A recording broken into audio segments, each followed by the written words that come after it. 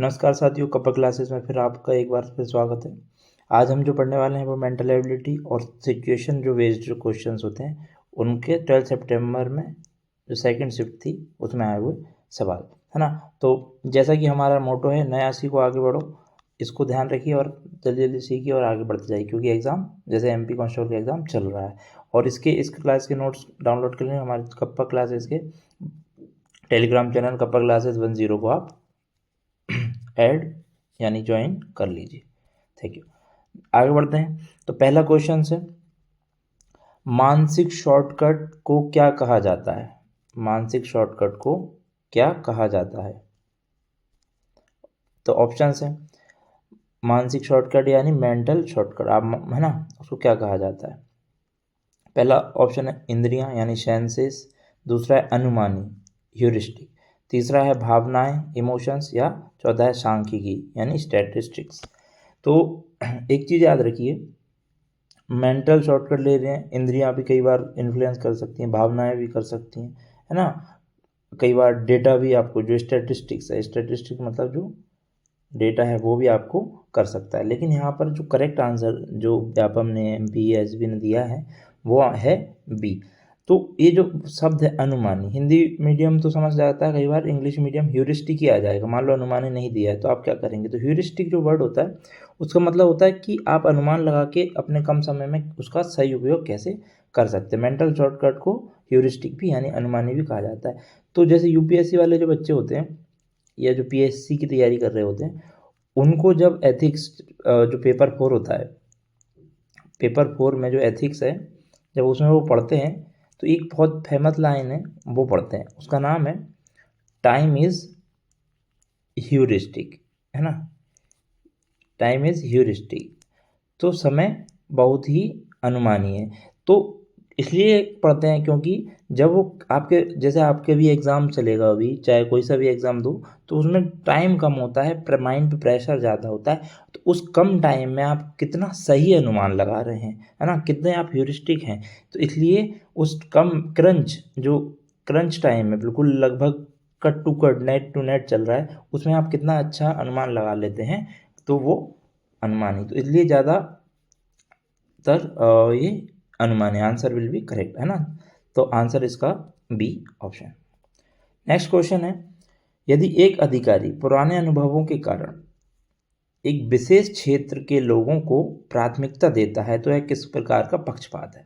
जैसे आपने विशेष क्षेत्र देखा है ना, रीजन्स पीपल देखा, तो आप ऑप्शन में जाइए, उम्र पक्षपात, क्षेत्रीय पक्षपात, लिंग पक्षपात, अनुभव पक्षपात। अब अनुभव देखने से अनुभव मत लगा देना, है ना, क्योंकि वो एक विशेष क्षेत्र के लोगों को वो दे रहा है, प्राथमिकता दे रहा है, तो इसलिए इसका answer correct will be B. हाँ, और आपको यदि ये टेस्ट करना है तो इसको वीडियो को रोक के पहले आंसर दीजिए, उसके बाद इसका सॉल्यूशन देखिए। नेक्स्ट क्वेश्चन है, पढ़ते समय क्या स्मृति में सुधार करता है ना। जब आप पढ़ रहे होते हो तो इम्प्रूव हमारी मेमोरी को कैसे इंप्रूव करते हैं? कठिन शब्द छोड़ देना, बिना रोके पढ़ना, मुख्य बिंदुओं को हाईलाइट करना, केवल तेज पढ़ना, है ना। इसका बिग ऑप्शन देके आंसर सी लगा दीजिए, टाइम वेस्ट नहीं करते हैं इस पर। नेक्स्ट क्वेश्चन है, संक्षेपाक्षर और तुकबंदी स्मृति में कैसे मदद करते हैं ना। आप कई बार राइम बनाते हो ना, तुकबंदी कर लेते हैं। एक्रोनिम मतलब छोटा छोटा रूप, किसी भी शब्द को छोटा बना लिया, इतना बड़ी लाइन दी है उसका एक शब्द में लिख लिया, तो वो किस प्रकार से मदद करता है? मज़ेदार पैटर्न बनाने से, इसे कठिन बनाने से, डेटा छुपाने से, प्रक्रिया को धीमा करने से। डेटा छुपा देंगे तो मतलब निकल जाएगा, कठिन भी नहीं बना सकते और धीमा भी नहीं कर सकते। तो answer correct will B A. Next question है, एक कांस्टेबल एक व्यक्ति को जल्दी में पसीने से तर और आंखें चुराते हुए दिखता है। हाँ, एक व्यक्ति को देखता है कि वो जल्दी में भी है, पसीना पसीना हो रखा है और आंखें भी चुरा रहा है, वह उस पर तुरंत शक करता है। यह किसका उदाहरण है? ठीक है, तो ऑप्शन देखिए, रिप्रेजेंटेटिव ह्यूरिस्टिक यानी प्रतिनिधित्व अनुमानी, फिर अनुमानी आ गया, अभी हमने पढ़ा, और पहले भी हमने प्रतिनिधित्व अनुमानी के क्वेश्चन सॉल्व किए पिछली क्लासेस में, आप जाके देखेंगे तो। इमोशनल बायस भावनात्मक पक्षपात, शारीरिक परीक्षण और कानूनी साक्ष्य। कानूनी साक्ष्य जैसा कुछ है नहीं, है ना, कानून ने थोड़ी कहा ये सब साक्ष्य। शारीरिक परीक्षण भी नहीं हो रहा है। अब ऑप्शन बचता है ये भी गलत हो जाएगा। आंसर करेक्ट विल भी होगा ए, ये आंसर विल बी करेक्ट। तो रिप्रेजेंटेटिव ह्यूरिस्टिक हमने पहले से एक पढ़ा था क्वेश्चन जिसमें हुडी पहने हुए लड़का है तो वो रिप्रेजेंट कर रहा है हुडी को, ऐसे ही ये चीज़ों को रिप्रेजेंट, पसीने से तर आंखें जो आ रहा है ना, जल्दी में, ये सब चीज़ों को रिप्रेजेंट कर रहा है। तो उस रिप्रेजेंट को यानी प्रतिनिधित्व को अनुमानी मान सकते हैं। तो option correct will B A. Next question है, उबाऊ लेकिन महत्वपूर्ण कार्य पर टिके रहने के लिए कौन सा मानसिक कौशल आवश्यक है ना। उबाऊ है लेकिन इम्पोर्टेंट है, उस वर्क पर रहने के लिए हमें कौन सी मेंटल स्किल जरूरी है ना। भाषण का प्रवाह होना चाहिए, इसमें इस टाइप की कोई चीज़ हो रही, ध्यानशीलता होना चाहिए, कार्य टालना होना चाहिए, या दृश्य रचनात्मक होना चाहिए। देखिए, कार्य टालना कट गया डायरेक्ट, स्पीच की भी कोई बात नहीं हो रही है ना। अटेंशन इंड्योरेंस होना चाहिए, विजुअल क्रिएटिविटी होनी है। अटेंशन इंड्योरेंस होना चाहिए, आप है ना, इंटॉलरेंट होना चाहिए, अटेंशन को ज़्यादातर देर तक बनाए रखना। तो answer will be correct. Next question है, संसाधन सीमित हो, यानी आपके पास जो रिसोर्सेज है वो बहुत लिमिटेड है ना, कम है, तो क्या करना ज़्यादा तार्किक है ना, लॉजिकल क्या होगा, सभी अभी उपयोग कर लें, बिना सोचे उपयोग करें, समझदारी से उपयोग करें, या उपयोग बंद कर दें। देखो, उपयोग बंद करना भी सॉल्यूशन नहीं है। आप अपना यापन, जीवन यापन कैसे करेंगे, सभी अभी कर लेंगे तो फ्यूचर में प्रॉब्लम होगी, बिना सोचे समझे तो कोई ऑप्शन ही नहीं है। तो option correct will be C, आराम से समझदारी से यूज़ करें। नेक्स्ट क्वेश्चन है, रचनात्मक विचारों को क्या रोक सकता है ना, जो आपके पास क्रिएटिव आइडियाज होते हैं उनको रोक कौन सकता है। जड़ सोच के पैटर्न, यानी रिजिड थिंकिंग पैटर्न, आप बहुत ज़्यादा रिजिड सोचते हैं, बिल्कुल इसको एक ही चीज़ को मान के बैठे, वही सही है वही सही है वही सही है, तो क्या करेगा वो, आपको और नए आइडियाज आने में रुकावट पैदा करेगा। फिर है, हमेशा खुली चर्चा करें, खुली चर्चा करेंगे तो किसी का आइडिया भी सुनेंगे, आप अपना आइडिया भी देंगे, वो आपके आइडिया को बेहतर और कमतर बताएगा, तो उसके हिसाब से आपका क्रिएटिव और बढ़ेगा। अच्छे सुझावों को स्वीकार करेंगे तो भी बढ़ेगा, गलतियों से सीखेंगे तो भी बढ़ेगा, है ना। तो ऑप्शन इसका आंसर होगा ए, ये तीनों मदद करेंगे और ये मदद नहीं करेगा, है ना, ये रोकेगा। तो answer will be A.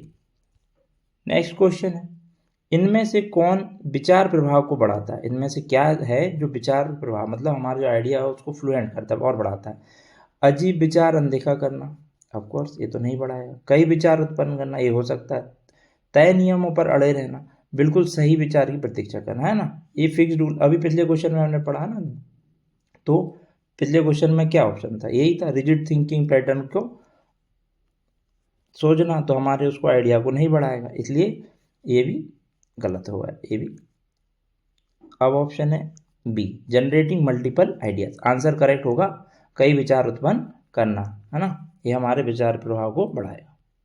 Next question है, अन्य दृष्टिकोणों को की अनदेखी का क्या खतरा है ना, रिस्क क्या है कि हमारे दूसरों के पर्सपेक्टिव यानी दूसरों के दृष्टिकोण को अनदेखा करते हैं, तो उसका खतरा क्या है। कई बार तो हमारे लिए बहुत फायदेमंद होता है, लेकिन कई बार नुकसान कर जाता है। जैसे पक्षपाती निर्णय हो सकता है, बेहतर परिणाम तो कभी नहीं होगा, हो सकता है लेकिन बहुत रेयर चांसेस हैं।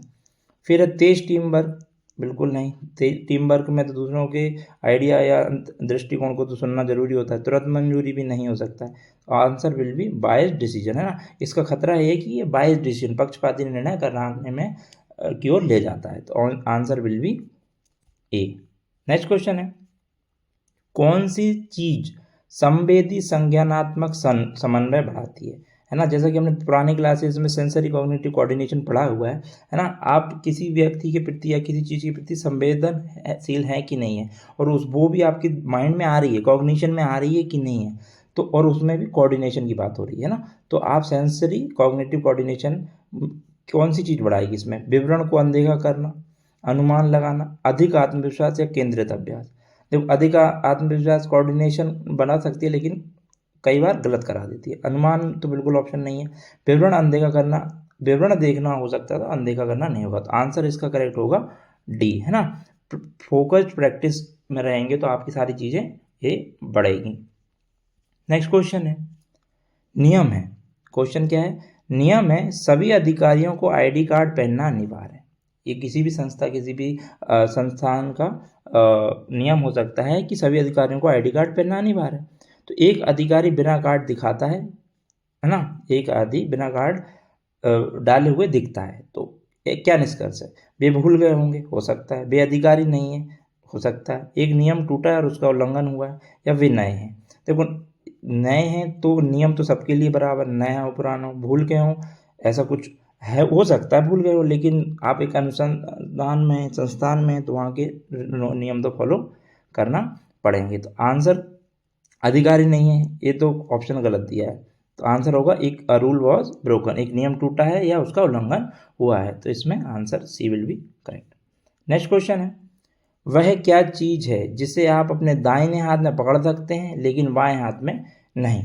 अब ये है कि फर्स्ट क्लास नर्सरी क्लास के बच्चों को भी पूछेंगे, जो बोलना सीख गया है वो भी बता देगा। और मैंने आपसे पहले भी कहा है कि पहेली आ ही रही हैं, हर शिफ्ट में वो एक आध पहेली का क्वेश्चन डाल सकता है ना। अब इसका कोई ऑप्शन पढ़ने की ज़रूरत है? सॉरी गलत हो गया, है ना। Left hand will be right, है ना, जिसे आप दाहिने हाथ में पकड़ सकते हैं ऑफ कोर्स, लेकिन बाएं हाथ में नहीं, बाएं हाथ। Answer will be A. Next question है, अनिश्चित परिस्थितियों में मानसिक दृढ़ता निर्णय निर्माण को कैसे सुधार सकती है। यानी कि आप मेंटली बहुत ज़्यादा टफ हैं, है ना, दृढ़ हैं, दृढ़ संकल्पित होता है व्यक्ति, वही हैं, तो ये डिसीजन मेकिंग में कैसे सुधार करेगी। ऑप्शन देखेंगे, यह व्यक्तियों को केंद्रित रहने में मदद करती है और भावनाओं या अनिश्चितताओं द्वारा प्रभावित नहीं होने देती। May be the answer. दूसरा ऑप्शन है, यह व्यक्तियों को अधिक सतर्क बनाता है और निर्णय लेने से बचाता है। निर्णय अधिक सतर्क तो बनाता है, लेकिन निर्णय लेने से बचाता है, ये गलत है।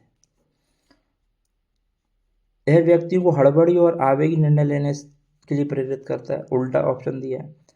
यह अत्यधिक सोचने के कारण निर्णय लेने में देरी का कारण बनता है, ये भी, जबकि आंसर करेक्ट विल बी ए, ये भी गलत हो। ठीक है, यह व्यक्ति को केंद्रित रहने में मदद करता है और भावनाओं या अनिश्चितता द्वारा प्रभावित नहीं होने देता।